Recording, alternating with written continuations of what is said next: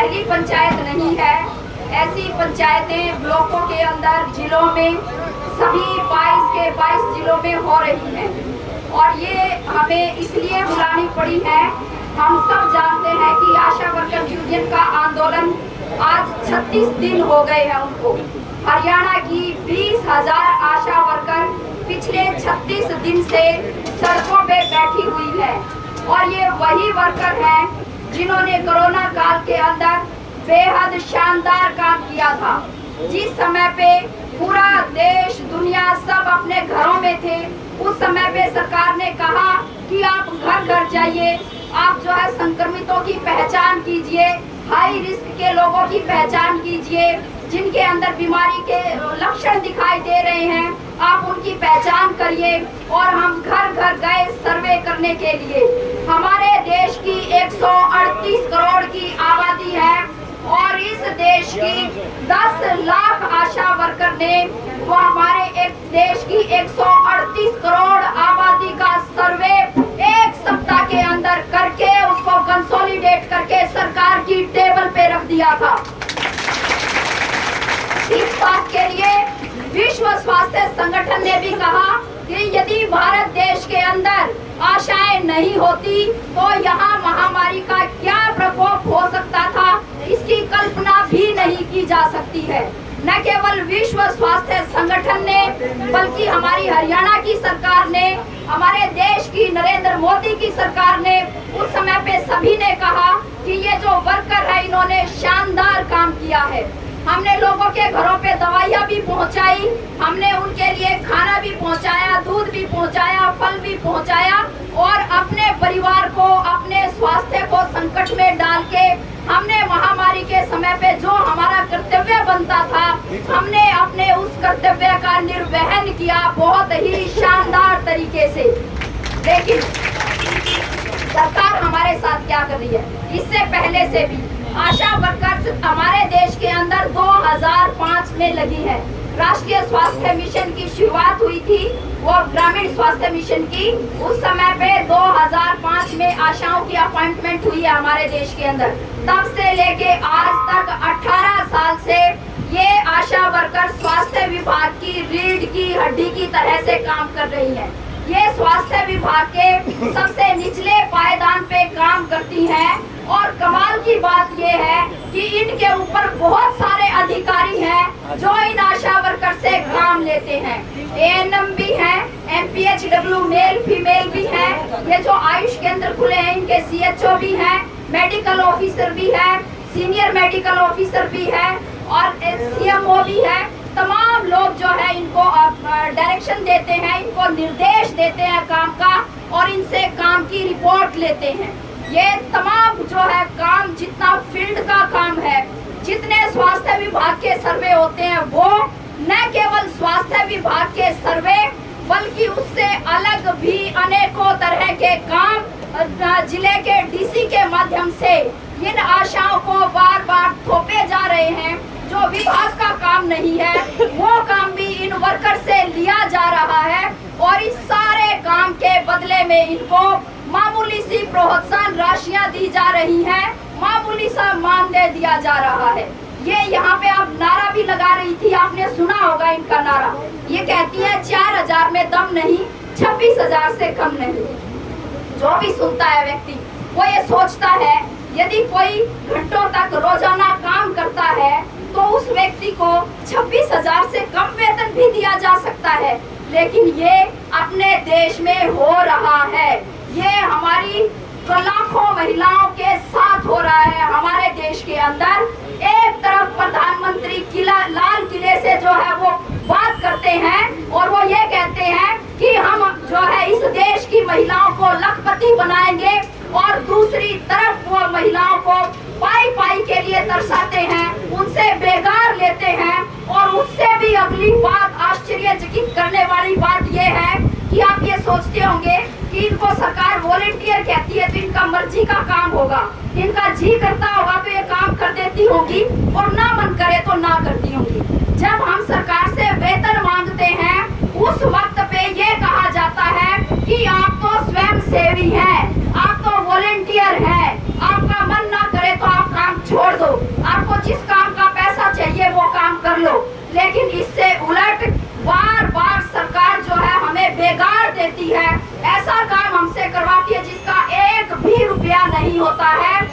यदि वो काम करने से मना किया जाता है तो स्पष्टीकरण के नोटिस निकलते हैं, नौकरी से हटाने की धमकियां दी जाती हैं, इन वर्कर को अलग अलग तरह से प्रताड़ित किया जाता है। इस बात के लिए उनको डराया धमकाया जाता है। और अभी भी जब हड़ताल में बैठी हैं, अलग अलग जगह से हमारे पास सूचनाएं आई हैं और ये पता चला है कि पुलिस जो है कुछ वर्कर के घर पहुंच गई है और वो जो है उनके घर वालों का बायोडाटा तो मांग ही रही है। अब वो ये कह रहे हैं कि पैदा कहाँ हुए थे, अपने मायके वालों का और बायोडाटा दे दो। भाई क्या करेगी पुलिस हमारे बायोडाटा का? 28 तारीख को जो हुआ वो हमने सबने देखा हरियाणा के अंदर। और एक और बात आशा के काम से संबंधित है, 2005 में जब आशा वर्कर लगी थी तब शिशु मृत्यु दर और मातृ मृत्यु दर बेहद ज्यादा थी भारत देश की, लेकिन उन्होंने उसको कम करके बहुत ही उन आंकड़ों के अंदर बहुत ज्यादा सुधार किया है। जो टीकाकरण है वो भी बेहद कमजोर था, उस टीकाकरण के प्रतिशत को भी 90% तक पहुंचा दिया है। संस्थागत डिलीवरी को लगभग 99% तक उसको भी इन आशाओं ने पहुंचाया है।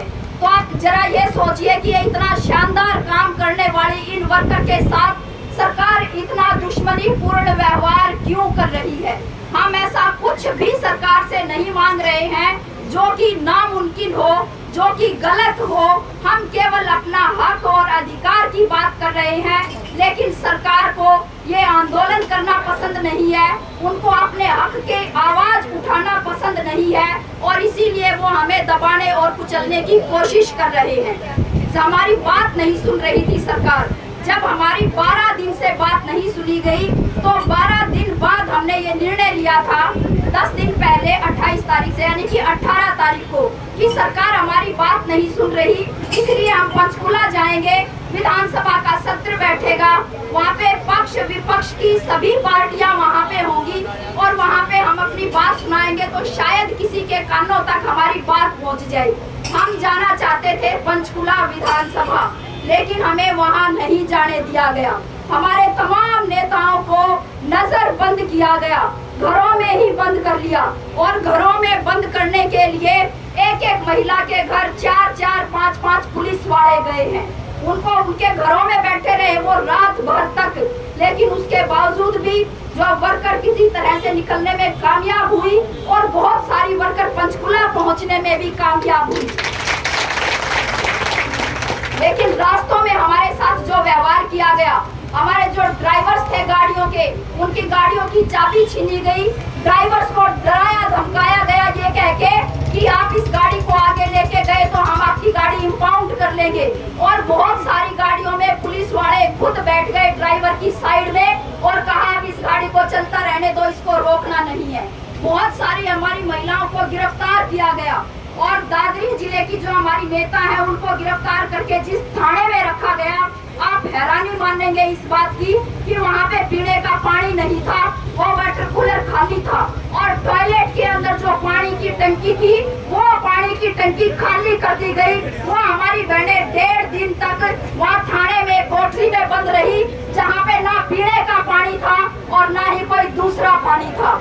हमने ये भी देखा, मैं खुद जिस बस में थी, गिरफ्तार करके मुझे जिस बस में ले गया था, हम 50 वर्कर एक साथ थे वहाँ पे, पंचकुला की और भी वर्कर हमारे साथ थी। उस बस को रोका नहीं गया, उसको घुमाते रहे और घुमाते वक्त जो है उसको रोका नहीं गया। पानी खत्म हो गया हमारे पास जो घरों से लेके गए थे हम पीने का। हमारी एक वर्कर बस के अंदर बेहोश हो गई, हमें नारे लगाने पड़े वहाँ पे कि पानी दो, लेकिन बस रोकने का नाम नहीं। वो जो बस के अंदर महिला पुलिसकर्मी बैठे थे उन्होंने कहा हमारे पास एक ही आदेश है कि इस बस को रुकने नहीं देना, ये बस को सारा दिन ऐसे ही चलते रहने देना है। जब हमने बहुत ज्यादा हंगामा किया, बहुत मुश्किलों से हम उस बस को रुकवाने में कामयाब हुए और उसके बाद क्योंकि पंचकुला की तरफ पूरी बैरिकेडिंग थी, पंचकुला की आशा वर्कर को लाडवा की सड़कों पे रात को छोड़ के पुलिस वहां से गायब हो गई। फिर हमें रात को फिर लाडवा की सड़कों पे नारे लगाने पड़े कि हमारी जो पंचकुला की आशा वर्कर बहनें हैं आप उनको घर भेज दीजिए, क्योंकि वहाँ पे रोडवेज की बसें कर रखी थी पंचकुला जाने वाली। उस दिन कोई प्राइवेट साधन को, आशा वर्कर के साधन को पंचकुला के अंदर जाने की एंट्री नहीं थी। मतलब ये कि ना हमें बस मिलने वाली थी उस दिन वहाँ से, और ना ही कोई हम अपना साधन करके अपने घरों पे जा सकते थे। लेकिन हमने वहाँ पे बहुत नारे लगाए, तब जाके किसी तरह से घंटों बाद पुलिस ने ये सुनिश्चित किया कि इन महिलाओं को घर भेजा जाए। तो ये हमने इतना संघर्ष किया, लेकिन इस संघर्ष के बाद भी मैं हरियाणा की 20,000 आशा वर्कर्स को इस बात के लिए बधाई देना चाहती हूँ कि इस सारी कार्रवाई के बाद भी ना वो डरी और ना वो झुकी, और निडरता से उन्होंने सामना किया, पुलिस प्रशासन का सामना किया, और अब काफी निडरता के साथ वो सरकार का भी सामना कर रहे हैं। इस जन पंचायत में मैं एक बात ये कहना चाहती हूँ कि ये मसला मुझे लगता है कि केवल आशा वर्कर का नहीं है। ऐसा नहीं है कि सरकार आशा वर्कर्स के आंदोलन के साथ ही ऐसा कर रही हो। हम जानते हैं, वो भी समय हमें याद है कि जब हमारे किसान बॉर्डर की तरफ जा रहे थे, तभी भी सीटू हरियाणा और सीटू हरियाणा की हमारी फौज आशा वर्कर, इन्होंने भी, हमने भी फैसला किया था कि हम भी किसानों के साथ 26 नवंबर को दिल्ली की तरफ कूच करेंगे। तभी भी हमने दिल्ली की तरफ कूच किया था। अनेक जगहों पे हमने गिरफ्तारियां दी थी उस दिन, और वो दिन था, और उसके बाद जो वो 13 महीने थे, किसानों ने जो संघर्ष किया, किसानों की बॉर्डर पे जो शहादत हुई, और उस शहादत के बाद भी जो है सरकार ने आज तक जो वायदा किया था वो वायदा पूरा नहीं किया। वो भी चीजें हमें याद है कि किसान आंदोलन के साथ सरकार ने क्या व्यवहार किया। इसके बाद हमने रोडवेज के आंदोलन के साथ सरकार का व्यवहार देखा, जिसमें पंचायतों ने भी समर्थन दिया। उसके बावजूद भी, क्योंकि अपने लगे भगों को, मंत्री संतरियों को, उनको अपने बसों के परमिट देने थे, इसलिए रोडवेज का जो है निजीकरण, जिसके खिलाफ जो आंदोलन चल रहा था, उसको रोका नहीं गया। कोर्ट का सहारा लेके उस आंदोलन को कुचलने की कोशिश की गई, वो भी हमने देखा। आंगनबाड़ी की वर्कर हेल्पर बहनें 4 महीने तक जब वो हड़ताल कर रही थी, वो आंदोलन भी हमने देखा। हमने अनेकों आंदोलन देखे हैं जिनके ऊपर सरकार ने बातचीत की बजाय दमन का रास्ता अपनाया है, और इसीलिए हमने ये फैसला किया कि ये लड़ाई जब अकेले आशा वर्कर की नहीं है, ये लड़ाई आज हमारे लोकतांत्रिक अधिकारों की रक्षा की लड़ाई है। आज ये लड़ाई इस बात की है कि जो जन आंदोलन है, जो हमारे आंदोलन है, हमारे हकों की जो आवाज है, वो दबाई जाएगी कि वो और ज्यादा बुलंद होगी। आज लड़ाई यहाँ पे आई है, और इसीलिए हम आप लोगों से भी ये अपील करने के लिए ये पंचायत बुलाई गई है कि जब लड़ाई हमारी सबकी साझी है, मुद्दे हमारे साझे हैं, तो इन मुद्दों पे आप हमारा समर्थन करिए। ऐसा भी कहा जाता है कि भी बहन बेटियां तो सबकी बराबर होती हैं। तो ये हरियाणा की जो बेटियां 36 दिन से सड़कों पे बैठी हैं, ये और सरकार जो इनके साथ व्यवहार कर रही है, पुलिस प्रशासन से ने इनके साथ जो व्यवहार किया है, ये बेहद शर्मनाक बात है। और ये पूरे हरियाणा का कर्तव्य बनता है कि हम पुलिस प्रशासन की और इस सरकार की इस कार्रवाई के खिलाफ हमें मुंह तोड़ जवाब मिलके देना चाहिए। आज हमारे ऊपर संकट ये है कि एक तरफ चाहे बेशक कृषि के तीनों कानून वापस ले लिए हों सरकार ने, लेकिन उसके बावजूद भी हमारी मंडियों को बर्बाद किया जा रहा है। जो खरीदारी ज्यादातर प्राइवेट आढ़तियों द्वारा की जा रही है, और ज्यादातर अनाज को निर्यात भी किया जा रहा है। किसान के खेत से फसल सस्ते में उठ रही है, और जरूरतमंद तक वो अनाज महंगे में पहुंच रहा है। ये चुनौती आज हमारे सामने खड़ी है। लंबे संघर्ष के बावजूद भी किसानों को न्यूनतम समर्थन मूल्य नहीं मिला है। दूसरी तरफ हम ये देख रहे कि यही सरकार, जिन्होंने 27 तारीख की रात को, 27 अगस्त की रात को और 28 अगस्त के दिन में जो हरियाणा की महिलाओं के साथ ये व्यवहार किया, वही उनके मंत्री संतरी ये सरकार, हमने देखा कि संदीप सिंह ने जो खिलाड़ी कोच थी उसके साथ किस तरह से उसकी छेड़खानी की, उसके साथ उसकी शिकायत दर्ज नहीं हुई उस खिलाड़ी कोच की, और किसी तरह से दाम दोष से दर्ज हुई, मंत्री का इस्तीफा नहीं लिया गया। कहा कि कानून अपना काम कर रहा है, और जब कानून ने काम कर दिया, मंत्री के खिलाफ चार्जशीट दायर हो गई, उसमें आरोप लगाए गए हैं, उसके बावजूद भी मंत्री संदीप सिंह का इस्तीफा नहीं लिया जा रहा है। और हमने देखा कि किस तरह से जंतर मंतर पे पहलवान जो हमारी खिलाड़ी थी, वो किस तरह से अपने यौन शोषण के खिलाफ वहाँ पे बैठ के नारे लगा रही थी, और वो बिल्कुल मोदी की नाक के नीचे जो महिलाएं अपने देश का नाम जिन्होंने रोशन किया हो, जो अपने देश के लिए मेडल लेके आई हो बड़े बड़े, और वो ये कह रही है कि ये मंत्री हमारा शोषण करता है, उस मंत्री का इस्तीफा आज तक जो है नहीं लिया गया, और उन महिलाओं को, उन बहनों को आज तक न्याय नहीं मिला है। तो ये आज असल में न्याय की लड़ाई है, वो चाहे किसान हो, मजदूर हो, कोई भी तबका हो, हमारा उस तमाम तबके की लड़ाई है।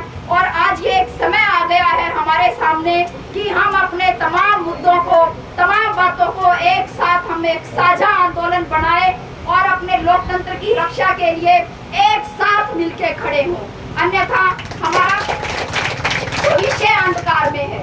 हमारे जो छोटे छोटे बच्चे हैं, जिनको बहुत प्यार से आज हम स्कूल भेज रहे हैं, उनके भविष्य, कोई भविष्य नहीं बचा है उन बच्चों का, क्योंकि सारे जो सरकारी महकमे थे वो प्राइवेट हो गए हैं, और छोटा मोटा कोई सरकारी महकमा बच भी रहा है तो उसमें भी ये एक कच्ची नौकरी की भर्ती का पक्का प्रबंध किए हुए हैं कौशल विकास निगम के नाम से।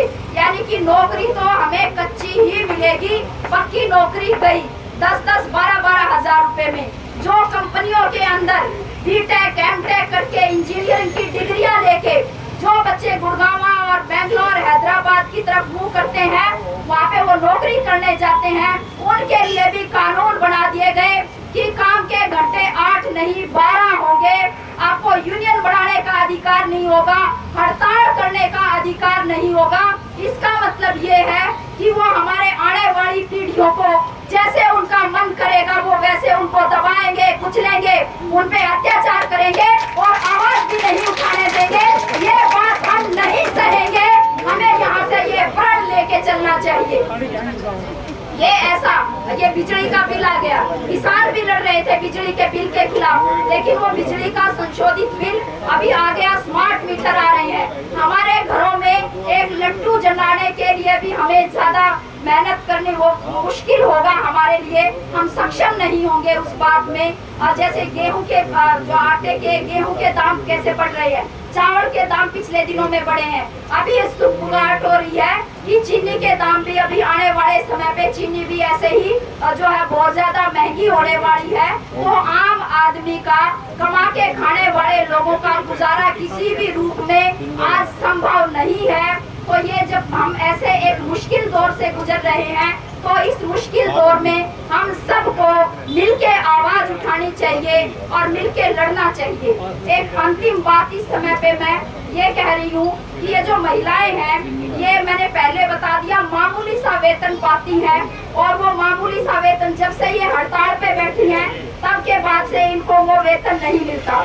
सरकार ने कहा, हम 8 अगस्त से हड़ताल पे गए थे, विभाग ने चिट्ठी भेज दी कि भाई 1 तारीख से लेके 7 तारीख तक 129 रुपए के हिसाब से जिसको अपना पैसा चाहिए वो ले लो, 7 दिन का 950 रुपए, अन्यथा उसके आगे हम पैसा नहीं देंगे। शर्म की बात है, आप 129 रुपए रोज के देते हैं और उसको आप ये कह रहे कि इसको हम कटौती कर लेंगे। आंदोलन हमारा जो है चल रहा है, हमें नहीं पता सरकार का रवैया क्या होगा हमारे इस आंदोलन के प्रति। हमें अपना पता है कि हमारे अंदर हौसला पूरा है और पूरा लड़ेंगे, डट के लड़ेंगे और अंत तक लड़ेंगे, हार नहीं मानेंगे। और इसमें हम ये सुनिश्चित करना चाहते हैं, हमारी कुछ ऐसी बहनें भी हो सकती हैं जो विधवा हो, जिनके घर में इस ये छोटी सी आमदनी से अतिरिक्त और भी कोई आमदनी ना हो। हम उन बहनों से भी अपने दिल की 2 बात पूछना चाहते हैं, उनको भी कहना चाहते हैं, हम ये काम भी करना चाहते हैं, लेकिन ये आप सबके सहयोग के बिना, जनता के सहयोग के बिना ये काम नहीं हो सकता है। इसीलिए मेरी तमाम लोगों से ये भी अपील है कि हमारे इस आंदोलन को चलता रहने के लिए आर्थिक मदद भी हमारी आप सब लोग करें, ताकि आंदोलन को हम अंतिम दौर तक लेके जा सके, हम इस आंदोलन को कामयाब बना सके। हौसला और जज्बा हमारे पास है, उसकी हमें कोई कमी नहीं है। आपके सहयोग और समर्थन की हमें दरकार है और मुझे पक्का यकीन है कि जब आप यहाँ पे आके बोलेंगे तो हमारी हौसला अफजाई होगी, आप हमारा पूर्ण समर्थन भी करेंगे, इस आंदोलन को कामयाब बनाने में हमारा सहयोग भी देंगे। इसी अपील के साथ मैं अपनी बातचीत खत्म करती हूँ। धन्यवाद सर।